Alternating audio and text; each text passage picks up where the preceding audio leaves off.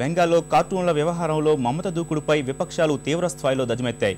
ప్రభుత్వం ప్రజాస్వామ్య హక్కుల్ని కాలరాస్తోందని సిపిఎం ఆరోపించగా, ఏది చదవాలో ఏది చదవకూడదో పాఠకులు నిర్ణయించుకుంటారని, నాయకులు కాదని Bhajapa చురకలంటించింది.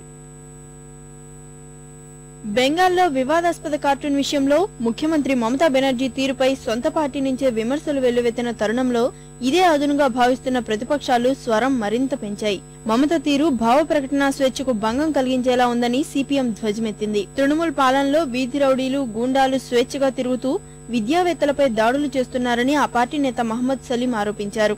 Mamata Banerjee they are moving scot-free. It is unfortunate, and the alibi was that why he forwarded the email. There are lakhs of people every day who are forwarding SMS and emails, so that's not a crime.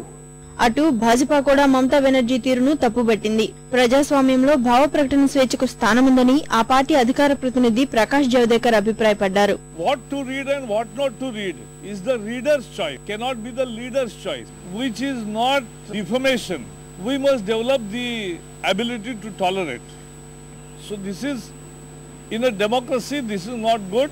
మరోవైపు వివాదాస్పద కార్టూన్ను సామాజిక website లో పెట్టడంపై తాను ఏ రకంగానూ బాధపడడం లేదని professor అంబిక్షేక్ Mohapatra వెల్లడించారు.